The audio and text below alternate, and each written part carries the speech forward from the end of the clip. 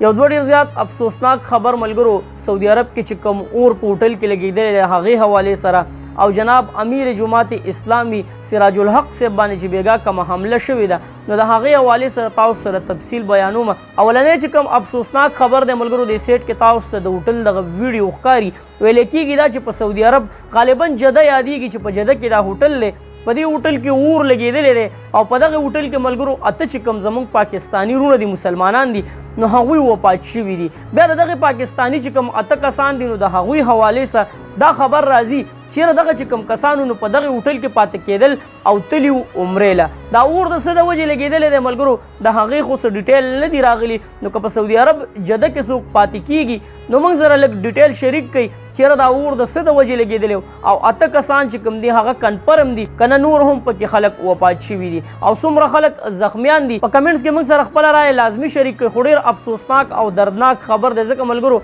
چې یو نه دوه نه اته زموږ پاکستانان مسلمانان وروڼه هغوی په دې کې وفات شو. د دې خاندانونه هغه به ډېر په امید باندې د پاکستان نه تلي وو که عمرې له تلي وو او که مزدورۍ له تلي وو ملګرو خو دا ویلی کېږي چې عمرې له تلي وو نو که عمرې له هم تلي وو په یو امید به تلي وو په دغه سوچ باندې د حضور مبارک صلی الله علیه و وسلم د روزي دیدار به وشي عمره به وشي ثواب به مې وشي د هغوی عمره خو به انشاءالله ولذي چې الله جل شانه قبوله کړي ځکه چې هغوی تلي هلته د عمرې په سوچ باندې وو. چې کوم خبر دی ملګرو د جماعت اسلامي چې کومه پارټي دی د هغې چې کوم امیر دی جناب سراج الحق صاحب پرون په بلوچستان جوب علاقه غالبا چې یادېږي هغې کې د هغوی جلسه وه یا ریلي وه هغوی روان وو. سراج الحق صاحب چې کوم ګاډی دی او د هغوی د ګاډي خواته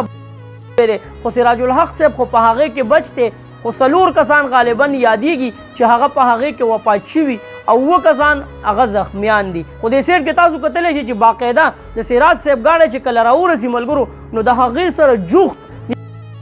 چې سمو ملګرو نو هغه باقاعده چې کله د سراج صاحب ګاډی راورسي نو د هغې خواته دغه بلاست وشي. نو دغه چې کوم کسان دي ملګرو الله جل شانه دې دغه سخت سفر آسان کړي چې کوم زخمیان دي نو هغې له دې الله جل شانه شفا ورکړي. یو ډېر بهترین انسان سراج الحق صاحب چې ټول پاکستان یې پیژني چې هغه یو ډېر زبردست انسان دی او ښه مضبوطه پارټي ده دا نه چې بیکاره پارټي ده. عمران خان ورسره د همدردۍ چې کوم اظهار دی هغه ورسره کړی ملګرو د سیټ کې تاسو ته ښکاري. دغه دوه چې کوم اهم خبرو ملګرو مې تاسو سره شریک کړو ویډیو لازمي د نورو ملګرو سره شیر کوئ چې ټول ملګري د نن اپډیټ نه خبرېږي. چېرته هم دی الله خاد آباد او خوشحاله سات اخر کې یو واز پاکستان زنده باد مسلمان زنده باد تل وي آباد دی زموږ وطن پاکستان دی مسلمان دی د لوی الله په امان.